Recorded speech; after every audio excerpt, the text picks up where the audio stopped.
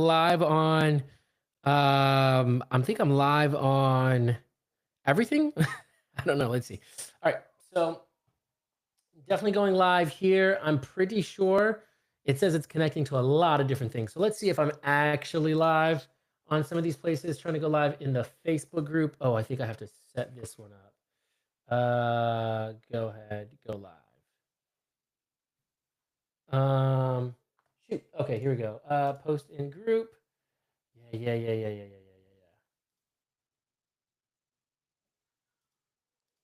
Live now. Boom. What do I need to do here? Shoot. I think I'm live on a couple things, but today, oh, I'm definitely live over here. So what we're gonna do right now, I'm posting it to go live in my Facebook group, in the Raise Smart Facebook group. I'm pretty sure. Okay, cool. We're going over the first framework for raising capital. That's what we're going to do today. We're going to talk about the first framework for raising capital today. So I'm pretty excited about that. We'll dive into that. And then I have just post a lot of this stuff in the free Facebook group. I'm trying to go live in here and I'm just, what the heck? All right. No. We're not going to do that. Private group. Bam. Oh, I have to create an event in there. Okay. Well, anyways, we're getting this going. Raising capital. And then we'll go ahead. This is right now, 8:30. Sure. Virtual. Goodness. They make you do like all kinds of crazy stuff in here to do this. Who can see it?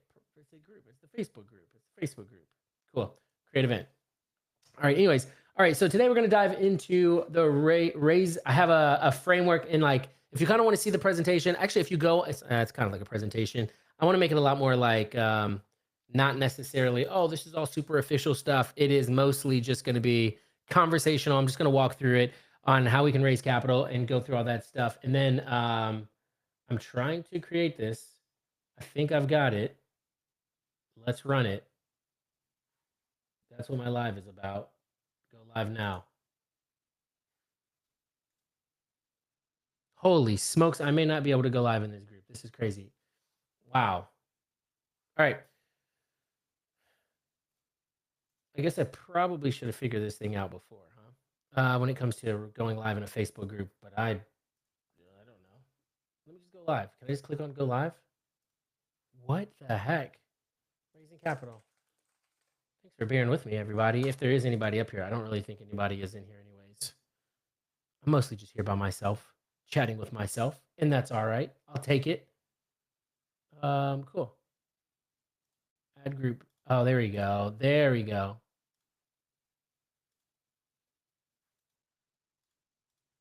No. Okay. Anyways, all right.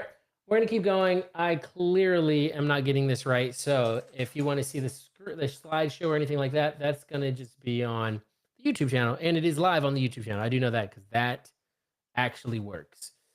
There we go. Sweet. That is actually live. I'm just going to go to that because, man,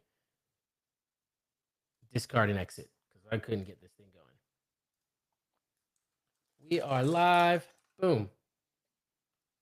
Couldn't get it going in there, so I'll just go ahead and take care of this right now. But anyways, all right, so we're gonna go over and we're gonna get chatting. So if you guys have questions, you can hit me up on the YouTube live. You can kind of hit me up on there. I actually think I'm live on X as well and LinkedIn. Holy smokes, all kinds of stuff going on in here. So if anybody has any questions, maybe I'll be able to see it. I'm not 100% sure like where the heck an aggregated chat would be for all of this stuff, but I think it kind of is going to be in here. If you guys have questions, let me know. But we're going to go over, and I'm going to go ahead and get started. We have like a first framework that I like. I love the Gamma. I don't know if you guys use this. So if you guys ever want to raise capital, if you guys want to create slideshows, any really good presentations, I love using Gamma because Gamma is a fantastic app for presentations for you, for creating presentations with AI. It will go ahead and do everything for you. It's easy, like super easy. So the Gamma app is awesome. It creates it. It even creates this AI images. But we're going to talk about the first framework for raising capital ethically and efficiently. Number one, we're going to talk about foundation. How do we build it right?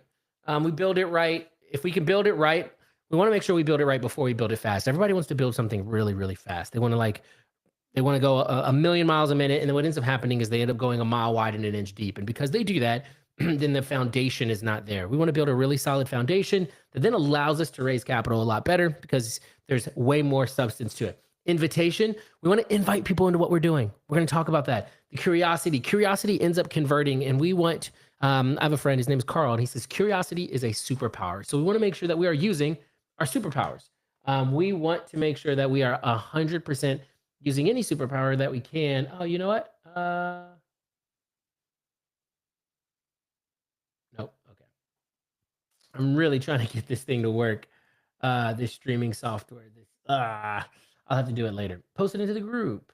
Anyways, really trying to get this to work, and clearly it's not going to work. Discard and exit. So we want to build out that curiosity. We also want to build relationships. Investors fund people, not just projects. How can we make sure we build up a really solid relationship with people to help them to like, know, and trust us? Like everybody's heard that like, trust, know, ability factor. And if we've got that, then people are more likely to invest in us. And then, of course, you want scarcity. You want ethical urgency. This is really important. Ethical. You don't want to just lie about the scarcity. You want to create actual scarcity, create something that actually inspires actions, brings people to make sure that they actually take action on that thing, and making sure that people are actually following through. And then transformation. Capital becomes legacy. We want to make sure that we are providing transformation with the deals that people can become a part of. People want to be a part of something bigger than themselves. They want to be a part of something amazing. Oh man, this layout is rough. Let me change this layout over here. Boom. Let's go with that one. Sweet. They want to be a part of an awesome transformation. How can we allow them to do that? Now, let's start with the foundation. And everybody has questions, like stop me. Let's chat. Let's top it up. When it comes to the foundations, we want to build it right before we build it fast. So many people straight up, before you raise a dollar, you want to have the right foundation in place. Now, I will say there's a lot of times where I talk about, like when we're talking about launching and raising funds or doing things like that, you want to make, I'm trying to learn from you, Justin. I'm trying to learn from you. So you teach me things. But when it comes to this, like, and I'm Justin, just so you know, on YouTube, I'm going through it's like a mini presentation. It's way more conversational today. I'm not like, this isn't like a pitch or anything. This is straight up me just trying to be as helpful as I can. So I'm talking about like my first framework that I've kind of created for raising capital. And again, it's foundation, invitation, relationship, scarcity, transformation. Those are the things, the 5 things when raising capital. I want people to kind of like hone in on, because that's what actually creates that transformation. That's what actually helps you to raise capital effectively. And so we're on the first one. So if you're here, you joined right in time. F is foundation. Like, how do we build it right? We want to build it right before we build it fast. So many people are a mile wide and an inch deep. They don't actually build a solid foundation to stand on. They don't actually build something that can stand the test of time. And so when people are asking questions and when the hard times hit, those type of things, like you want to have a foundation of your experience, but also if you're sharing somebody and it's a fund or it's things like that, people are going to want to have questions about like, okay, like what's the structure of it? How do we get paid? What's the capital stack like? Like, what is the why? We want to have a clear why. And when I talk about starting funds, a lot of times where I see people make huge mistakes is they do go to like the legal first. They spend a ton of money on their legal documents and they do all that stuff without actually, like, they go to the attorney and they're like, I want to start a fund. And the attorney's like, okay, well then how do you want to structure it? And they're like, oh, I don't know. And it becomes the most expensive teacher that they ever have. They spend so much money because the attorney is answering every little question and charging them every time they answer every little question. And so I want to make sure that I help people to not have to go through that. And so like how, when we talk about the fun side of it, there's design, build, raise, launch. And so when we design it, we have to design like, what is our, you're right, like our USP, our unique selling unique selling proposition, or like, what is our edge? They call it like in the fund world, they call it an edge. What is your edge that helps you to do things better than somebody else? Maybe it's a trading algorithm that you have. Maybe you are really, really good at finding deeply discounted properties. Maybe you're really, really good, like Justin, really good at creative financing and understand that stuff. What is your edge? So then that sets the foundation for when you go to somebody, they now know that you have, like expertise, experience, in that you are the as I like to say, you are the expert in that area. And what do I say? I say, as I like to say, and then I say, what do I say? But you are like the expert in that. You are the advisor on that. They know that they can go to you because you are the expert on that, whatever that topic is that you have.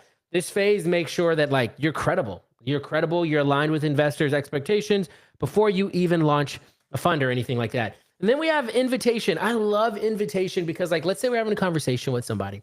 We want to invite them in what we're doing, but when we invite them, we want to create curiosity. So I think curiosity, and I get this from one of my business partners, curiosity is a superpower. And so I think curiosity and selling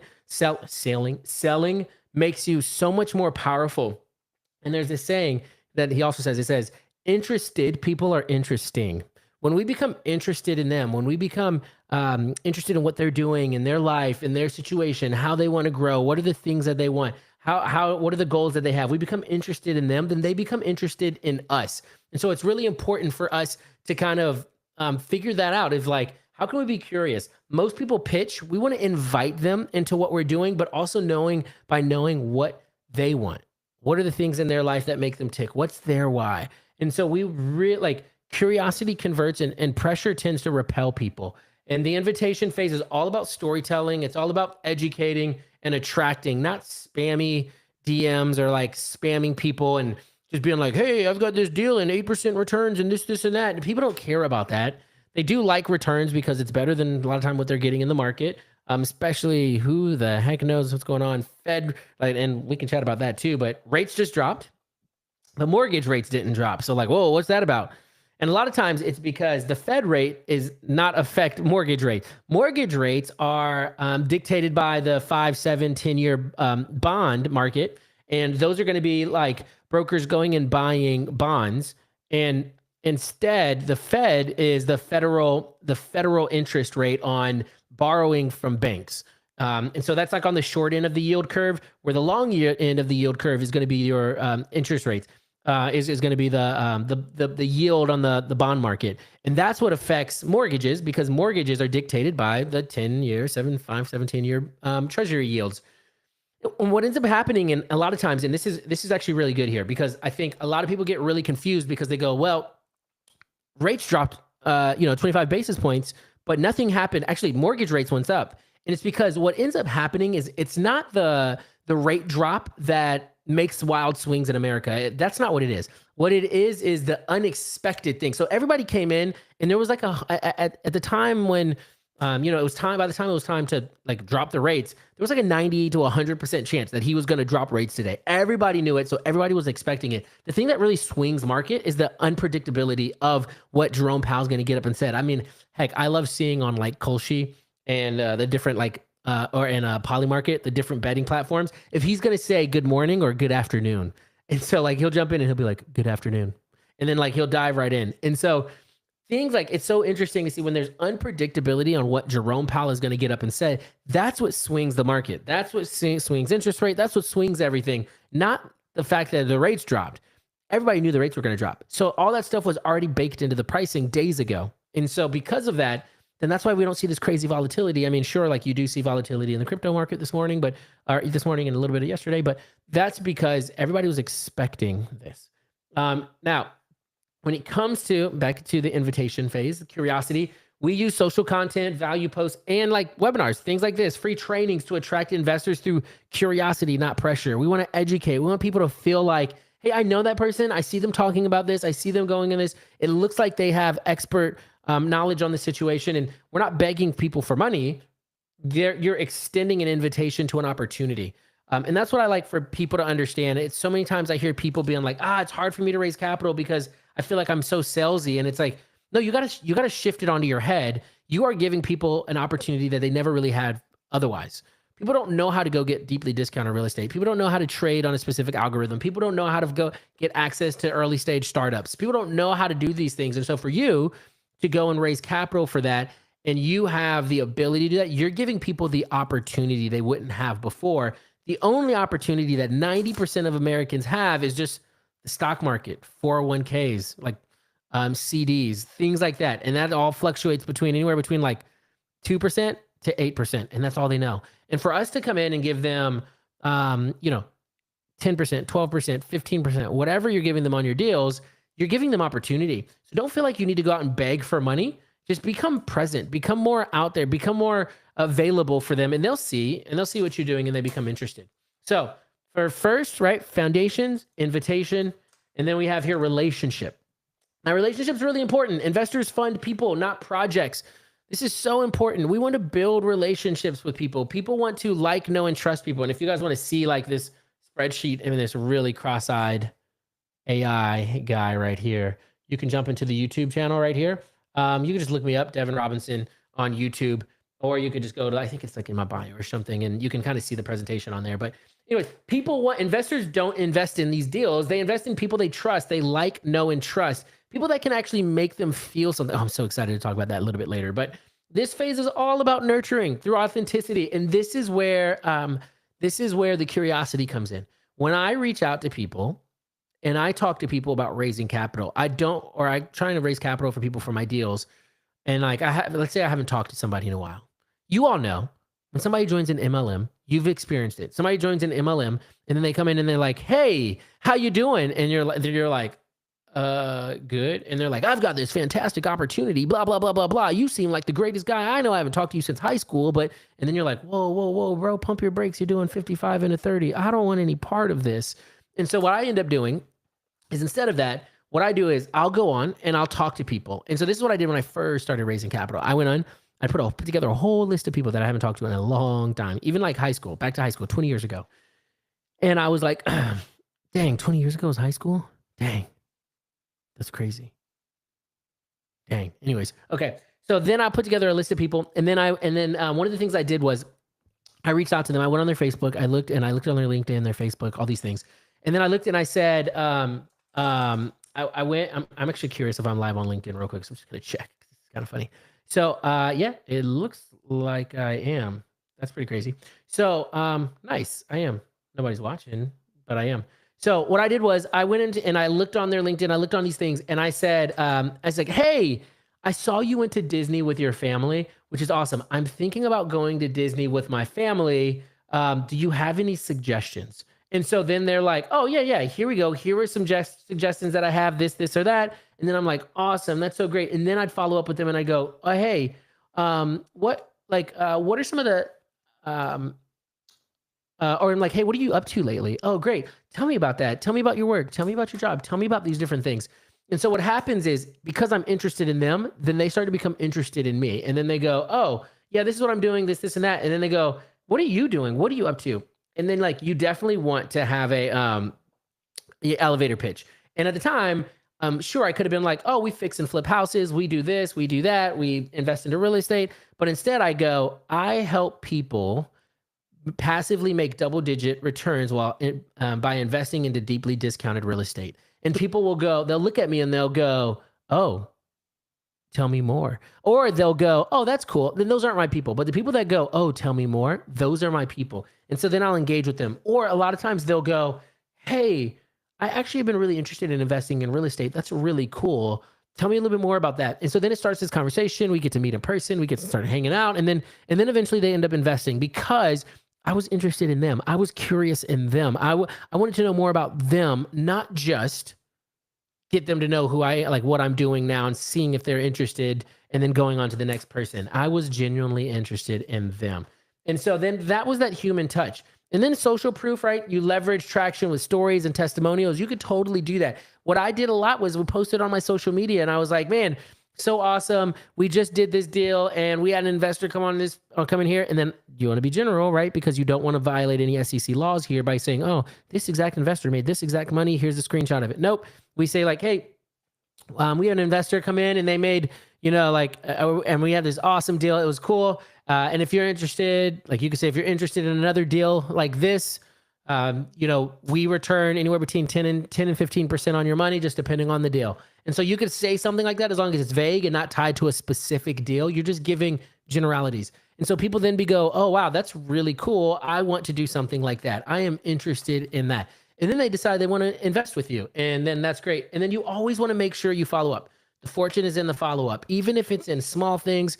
But you also want to have some sort of system for helping you manage this follow-up. And so we've created Fund Flow, which is really, really cool. It's a cool system that helps people to manage your investors, manage your follow-up, manage the contacts that you have, and help walk through that process of raising capital. We actually launched that this weekend, which I'm super excited about. But You want to have some system, something that allows you to be able to keep attention with these people, and then help you to foster a relationship so that whenever the time comes, they're ready to invest. And then like when they're ready to invest, you're the very first person that they think of. And AI can help automate this. And we use AI a lot in Fund Flow. It is absolutely packed full of AI. It even helps you to smart match. Like, let's say you put a deal in the system, it will actually smart match with the preferences and the notes and like email conversation and different things in the system that you've put in there about that investor. And so then it'll say, hey, this investor is actually perfect for this deal. It is smart match, and then automatically reach out to them. It's really, really cool. I'm so excited that we're finally launching this thing. And so really, really awesome. So relationship, you want something that's going to help you to keep up with those relationships. You want to manage those relationships. You want to make sure that you are, you're building that like, trust, know, ability factor. Scarcity. So this is the S on the first, right? The scarcity is important. Scarcity isn't manipulation. It's clarity. You're saying, hey, this deal closes. There's nothing like investors. The really crazy thing. So there's, I might on my next call do the different animal types of investors, because I do like breaking like profiles. I love profiles, first of all, like disc profiles. Some of my other favorite ones are like Enneagram or predictive index or strength finders. I love profiles for people because typically they're super accurate. But like you get somebody who I call like a lion, or even like one of the whales. When the animal types of investors, they get FOMO. They want to be in that deal. And so scarcity is your biggest weapon in situations like that. If you're like, hey, sorry, we oversubscribed, we've got all the money we need for that deal, maybe I'll fill you in on the next one, then people are like, no, you put me into this one right now. So you want to make sure that you're using scarcity. It is an ethical urgency that converts skeptical interest actually into action. It isn't manipulation, it's clarity. Accredited investors don't respond to hype, all that different stuff. They respect clear timelines, especially if they're accredited investors. They have their money. They know they've built up enough money to be able to invest in. And so we want to use that ethical urgency to create those deadlines, qualifications, and even just like, hey, we've oversubscribed, you can maybe get on to the next one. Scarcity is something, it is an old tactic for sales that really drives people to actually make decisions. A lot of times people get, they don't know what to invest into. And so they get, decision fatigue, or they know exactly what they want. And if they miss out on it, they are upset. So you want to make the next steps as easy as possible for them to invest with you. Urgency done ethically inspires action, not anxiety. Okay. So like urgency done ethically inspires action, not anxiety. And so then that action then leads to, right, when they're making action and leading decisions, they're excited. And so you want to keep them updated. You want to make sure that they feel like they're going to be a part of something really great. And so now transformation is one of my favorite ones here, because a fund isn't just financial, it's about legacy. So this is like one of my favorite things to talk about, because transformation is where capital becomes like more of a meaning. This is where like we tie investors' ROI to something deeper, to the purpose, to the impact, to the legacy, to something that actually makes a transformation in their life. A lot of that's going to be like a mission and vision into what you're doing. People, I always say this, like when I raise capital, I'll say, hey, your money is going to make money, like, of course, because this is by the nature of the deals, but your money is also going to make an impact into the world. And so like you can talk about the ways that your deals make impact. Hey, we helped this family escape foreclosure. Hey, we did this. Or hey, the profits that we do go to foster care. The profits that we do go to this. And so they know that the money that they're doing is directly contribute to an impact in their world. And a lot of times, once people reach a certain amount of wealth in their life, then they start wanting to make more of an impact in the world. They want to give back. They want to feel philanthropic. They want to feel like they're actually making a difference in the world, not making just a dent in their pockets. Ooh, I just made that one up. But they want to actually feel like that they are contributing in some way. And so it's really powerful to be able to tie their money into an impact in the world. And then that helps them to feel like they are transforming lives, and their lives get transformed. We want to show how the fund transforms lives in industry. frame the long-term purpose and impact for your fund or for your deal or for whatever you're doing, and then position what you're doing as a lasting legacy investment. It could be investing into other things, or they're getting equity, or they get some sort of the upside.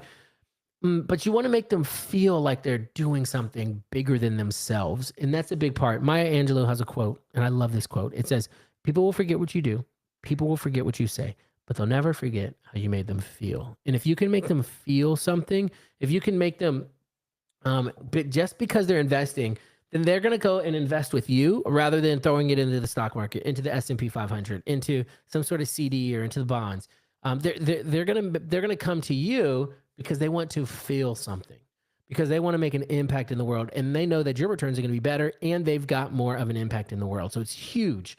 So the transformation comes by actually understanding who they are, what their visions and their values are, what their goals are, and then how you can align them to what your fund or your deal or whatever you're raising for is doing. And if you can do that, then you can win people over significantly better. So the goal of FIRST, right? Foundation, invitation, relationship, scarcity, transformation. The goal is simple. It's to help people, fund managers, flippers, investors, whatever, to raise your first 100K, million, stay compliant, and then build repeatable systems and do all of it with integrity. So it's really easy. It isn't just about raising capital. It's about, like, what I like to say is diversifying Wall Street, giving everybody the opportunity, giving new voices a seat at the table. Because, again, I love this statistic, but the statistic is, and I think we're all familiar with the statistic, I think I talk about it all of the time, but the statistic is that there is, oh, I switched this up, so that's funny. The statistic is that there is, I'm going to move this because there's a weird glare on my screen. Okay. The statistic is that there is $82 trillion worth of assets under the management in the United States. Only 1.4% of that is managed by minorities and women. So that means that 98.6% of all capital invested into the United States is managed by rich white men. And that's just by nature of the country we live in. And so we want to help so many people become safe and compliant and raise capital smart and know exactly what to do. And so that's a big part of this framework. It helps people to do that and to be able to raise capital with an actual structure, a sales process and a sales structure. So yeah. Did my live stream just end? I'm not sure. I'm not sure what just happened here. But anyways, raising capital stops feeling like selling. And when it does, when you get this and you raising capital, it doesn't feel like selling. It starts feeling like alignment with your investors, alignment with the purpose, alignment with what you're doing, alignment with your deals. And so that's what we love to do. We love to be able to help people with that. And so if you guys ever have questions with this stuff, I would love to be as helpful as I possibly can for you guys. I'm excited for all the things we're doing. We've got amazing softwares that we're launching. We've got amazing, we've got all the courses and we've got all that stuff to help you to launch a fund, scale it.